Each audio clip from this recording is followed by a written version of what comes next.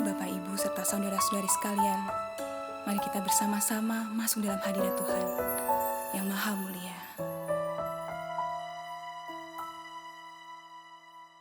Ku datang ya Bapa dalam kerinduan,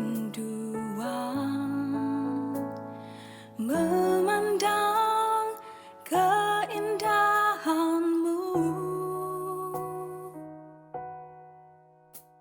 Ku berikan segalanya, semuanya yang ada.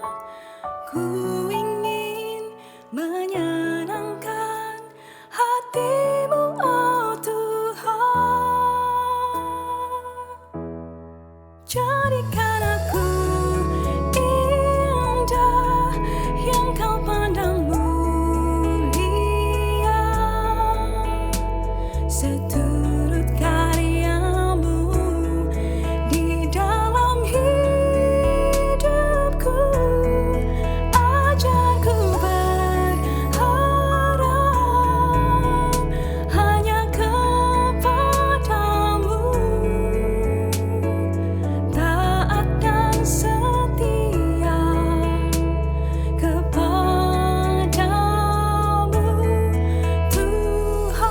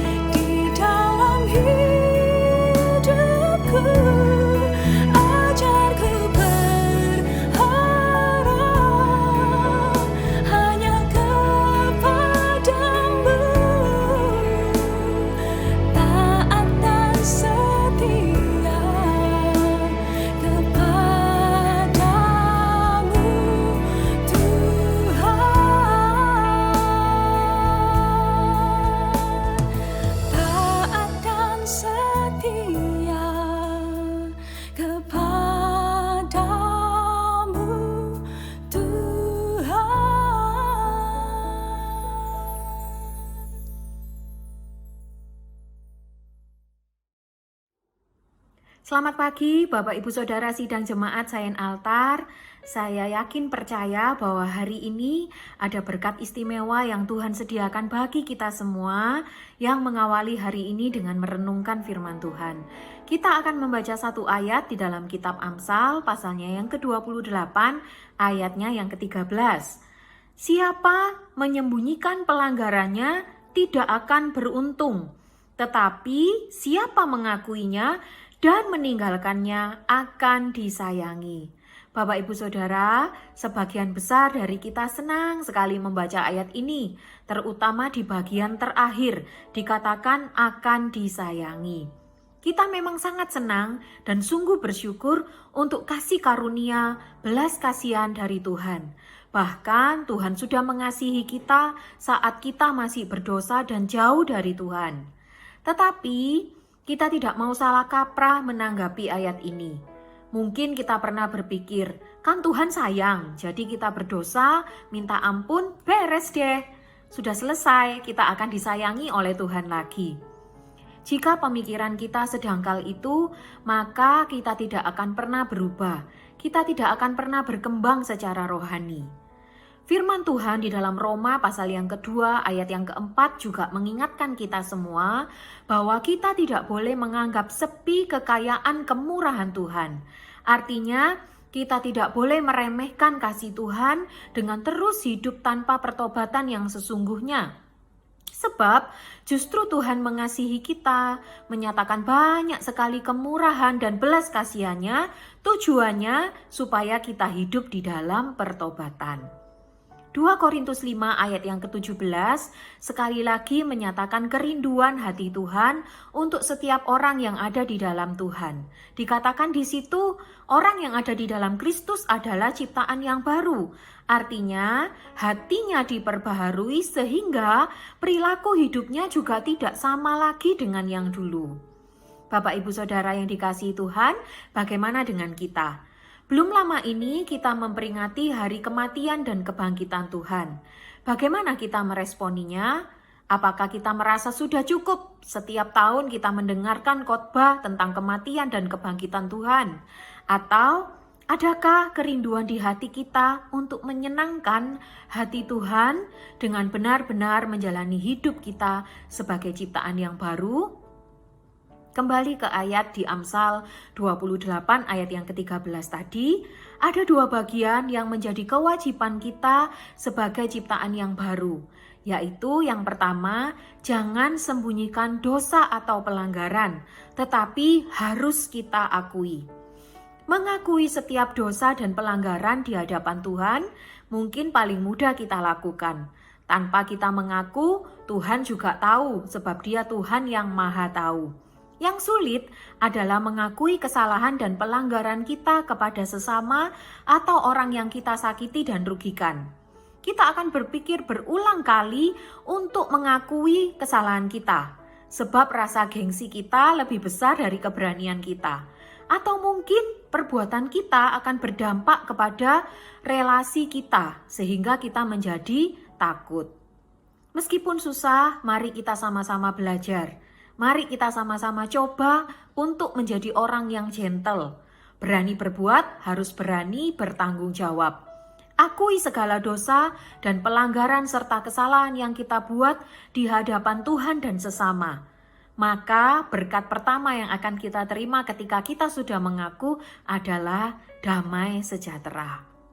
Yang kedua, kita diminta untuk meninggalkan. Meninggalkan apa? Meninggalkan kebiasaan buruk yang menjadi penyebab kita melakukan banyak sekali dosa dan pelanggaran. Penyebab kita jatuh bangun di dalam dosa yang sama, penyebab orang lain tidak senang kepada kita, sehingga memberikan label bahwa kita ini tidak bisa berubah, kemudian yang menyebabkan kita tidak bisa menjadi berkat adalah karena kita sudah terbiasa dengan dosa dan pelanggaran yang kita lakukan. Bapak Ibu Saudara, ada sebuah penelitian dalam ilmu psikologis yang menyebutkan bahwa kesuksesan seseorang atau keberhasilan seseorang itu 40% karena kebiasaan.